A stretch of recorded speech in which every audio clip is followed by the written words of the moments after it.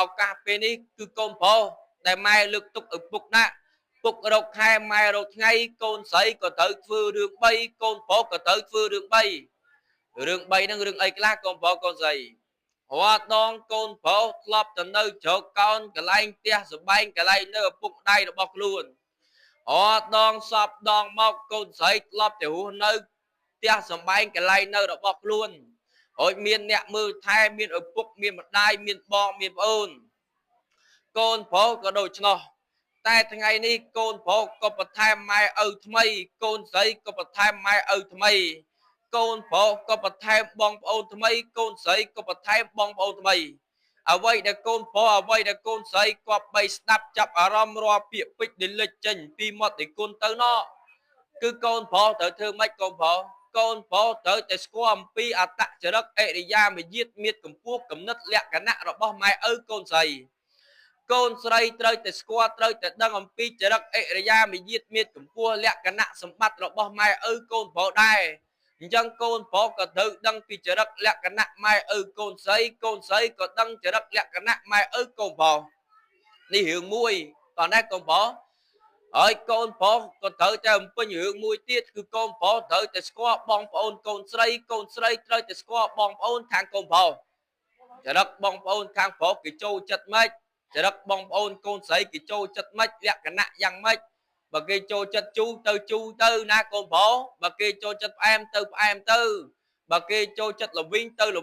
បើគេចូលចិត្តចតទៅលឺហើយកូនប្រុសអូចរិតលក្ខណៈកូនស្រីក៏អញ្ចឹងដែរបើបងប្អូនខាងកូនកន្លោះកូនប្រុសគេនោះគេចូលចិត្តជូរយើងជូរដាក់គេទៅបើគេចូលចិត្តល្វីងចេះល្វីងតាមគេទៅលឺហ៎បើគេចូលចិត្តផ្អែមតាមគេទៅបើមិនចេះផឹកឲ្យចេះផឹកទៅអញ្ចឹងមែនអត់ទេហ៎អត់ទេអញ្ចឹងបានន័យថាបើសិនជាគេ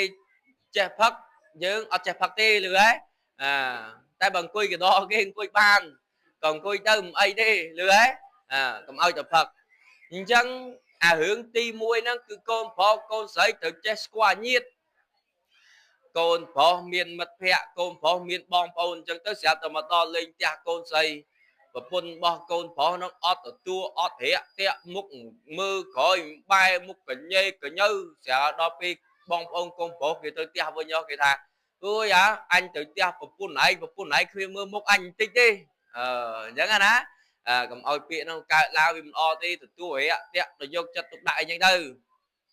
ហើយកូនប្រុសក៏អញ្ចឹងដែរបើបងប្អូនខាងស្រីទៅលេងផ្ទះទៅលេងអីខ្វាយខ្វល់បារម្ភសុខទុក្ខមើលម្ហូបមើលអាហារចំណីយ៉ាងម៉េចយ៉ាងម៉ាអីត្រូវតែគិតគូរខ្វល់ខ្វាយខ្នះខ្នែងណាគុណមិនទាន់មានប្រពន្ធទេតែគ្រាន់តែដឹងខ្លះដែរតែបើពីណាបានកម្មងាប់ហើយឬឯងកូនប្រុសកូនស្រីអញ្ចឹងរឿងមួយត្រូវធ្វើអញ្ចឹងណារឿង2គឺកូនប្រុសកូនស្រីត្រូវចេះជឿទុកចិត្តគ្នាទៅវិញទៅមកបើស្រឡាញ់គ្នាតោះណាកូនប្រុសទុកចិត្តកូនស្រីទុកចិត្តខាងប្រុស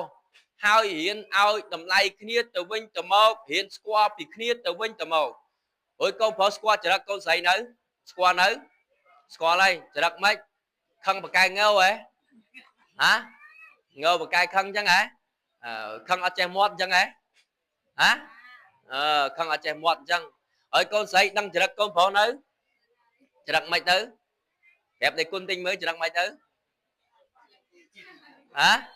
ចរិតឆេឆាវហ៎ចរិតឆេឆាវអុយដាក់ចិត្តដាក់កាយព្រមល្មមស្ម័គ្រដាក់ចិត្តថាថ្ងៃនេះថ្ងៃការមួយគ្នាព្រមទទួលយករឿងរាវដែលស្គាល់គ្នាកន្លងមកហ៎ព្រមហ៎ព្រមហើយអញ្ចឹងព្រមទទួលយកណាអញ្ចឹងកូនប្រុសស្រឡាញ់នាងហ្នឹងថ្ងៃណាក៏ដូចថ្ងៃហ្នឹងដែរលឺហ៎ស្រឡាញ់នាងហ្នឹងថ្ងៃណាក៏ដូចថ្ងៃហ្នឹងដែរណាអត់មាន10ឆ្នាំ20ឆ្នាំក្រោយទៅលោះដោះដៃថាអត់ស្រឡាញ់នាងដូចថ្ងៃហ្នឹងឯងលឺហ៎កូនស្រីក៏អញ្ចឹងដែរស្រឡាញ់បរោះហ្នឹងថ្ងៃហ្នឹងក៏ដូចថ្ងៃណាដែរណាថ្ងៃណាឲ្យស្រឡាញ់ដូចថ្ងៃហ្នឹងលឺហ៎ថ្ងៃនេះបានសន្យាមុខដេចគុណអញ្ចឹងណាកូនប្រុសលឺហ៎បានសន្យាអញ្ចឹងណាអញ្ចឹងយើងរៀនស្គាល់គ្នាបើចរិតប្រពន្ធហ្នឹងជាមនុស្សម្នាក់ដែលងាក់ងក់ងើច្រើនយើងកុំធ្វើឲ្យងាក់ងក់ងើច្រើនទៅលឺហ៎បើដឹងថាចរិតយើងឆេឆាវហើយប្តីយើងឆេឆាវយើងធ្វើរឿងមួយដើម្បីកុំឲ្យឆេឆាវចេះបញ្យល់ដោយល្អ ដោយតិចថាធ្វើអីមួយគិតគូរឲ្យច្បាស់លាស់ឲ្យប្រកបវិជ្ជាណាកុំប្រើអារម្មណ៍កុំប្រើចិត្តមកផ្លែតណានាំឲ្យបាត់បង់ឬអ្វីអ្វីសពគ្រប់បែបយ៉ាងដូចបុរាណលោកថាម៉េចលោកថាបើខឹងឲ្យអត់ខឹងទុកក្នុងប្រាណឬកុំប្រុសខឹងខូចខឹងខានខឹងខូចអប្រ័យណែអញ្ចឹងណាបុរាណលោកពូអញ្ចឹងទី2កូនប្រុសកូនស្រីត្រូវស្គាល់ពីគ្នាយល់ពីគ្នាបើថាកូនប្រុសហ្នឹងគ្នារវល់ពេញការងាររកស៊ីចំនួនជួញដូរចិញ្ចឹមជីវិតពិតណាស់ការងារមកកណោកោគោការងារខ្លះក៏ទម្លាក់ទៅកូនស្រីក៏ពេញធ្វើផងឬឯកូនស្រី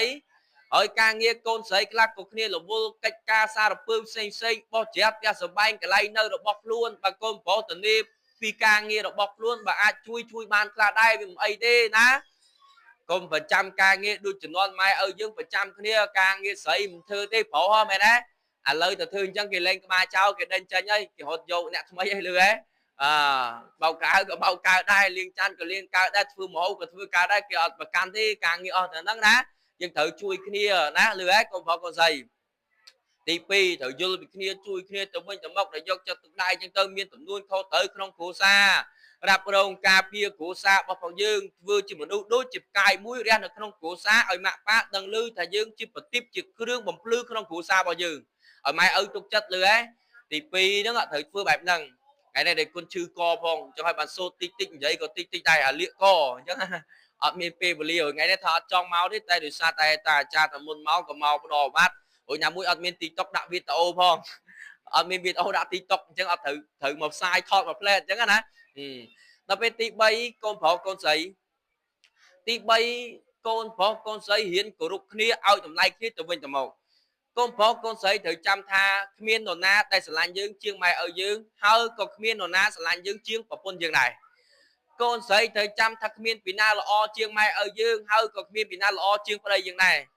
កូនប្រុសត្រូវតែស្មោះត្រង់ជាមួយប្រពន្ធណាកូនស្រីត្រូវតែស្មោះត្រង់ជាមួយប្តី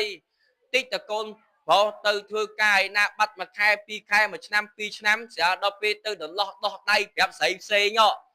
តាមបោះស្បុកតាមឆាតតាម Telegram ថាខ្លួនខ្ញុំនៅកំឡោះទំនេរទទេស្អាតអញ្ចឹងណាអត់ជំពាក់វគ្គវិនជាមួយនារីណាទេខ្ញុំមិនដែលមានប្រពន្ធខ្ញុំមិនដែលមានកូនអត់ទេណាលឺកូនប្រុសបានន័យថាប្រាប់គេថាខ្ញុំមានប្រពន្ធហើយណាបើមិនជឿមើលរូបណែអញ្ចឹងណាអត់មានដំណោះដោះដៃផោដូចជាប៉ាយើងធ្លាប់ផោគេកាលមុនទេណាអត់ទេលឺអត់ទេលឺណាមានប្រពន្ធហើយកូនស្រីក៏អញ្ចឹងដែរស្រឡាញ់ប្តីឲ្យស្មោះអស់ពីចិត្តលឺស្រឡាញ់ប្តីអស់ពីចិត្តមានភាពស្មោះត្រង់ហើយឲ្យតម្លៃគ្នាទៅវិញទៅមកឲ្យគោរពគ្នាទៅវិញទៅមកគ្រាន់តែប្តីប្រពន្ធស្មោះត្រង់នឹងគ្នាឲ្យតម្លៃគ្នាទៅវិញទៅមកគោរពគ្នាទៅវិញទៅមកក៏ផ្ទះនោះមានរាសីដែរគាត់ណាក៏ផ្ទះនោះមានសេចក្តីសុខដែរក៏ផ្ទះនោះមានសេចក្តីចម្រើនដែររួចតែផ្ទុយមកវិញបើកូនប្រុសកូនស្រីឆ្លោះតែគ្នាទាស់តែងតែគ្នាពាក្យតូចពាក្យធំពាក្យណាមិនសមរម្យពាក្យណាមិនគប្បីចាដល់ពេលខឹងដៃយកដៃខឹងជើងយកជើងអាផ្ទះនោះក៏មិនចេះរៀបចំអាកន្លែងគេនោះក៏មិនចេះរៀបចំឲ្យស្អាតចាមឆ្នាំងដឹងឯណាឯណីអានោះក៏ពិបាកដែរលឺអត់មានរាសីទេថាកូនប្រុសកូនស្រីណាអញ្ចឹងដែលគុណឲ្យអវាទប៉ុណ្ណេះជាចំណងដៃណែពាក្យដែលគុណឲ្យពោឲ្យយោឲ្យយោឲ្យពោចង់ដៃសូមបួងសួងដល់អិនព្រំយមយៈអរិយអ្នកតាម្ចាស់ទឹកម្ចាស់ដីម្ចាស់ព្រៃព្រឹក្សាលោកតាម្ចាស់សុខទំនប់ភូមិទាំងអស់សូមជួយកាន់មាត់សន្ធិដ្ឋនៃចិត្តទូអង្គមខ្ញុំកណាអាត្មាភាពឲ្យពោឲ្យជ័យឲ្យពោចង់ដៃដល់នាងអ្នកទាំងពីរសូមឲ្យនាងអ្នកទាំងពីរមានដំណើរជីវិតល្អណាដូចជាប្រពុតបានត្រាស់សូមឲ្យស្រឡាញ់គ្នារហូតដល់ចាស់ព្រឹកចាស់ភេងខំចេករបូតខំពូតល្បេះខ្មោចតតម្រែធ្វើមិនត្រូវឯនាងណាអ្នកណាឲ្យនាងអ្នកប្រាថ្នាយ៉ាងណានោះសោយបានសម្រេចដូចបំណងប្រាថ្នាតរៀងទៅ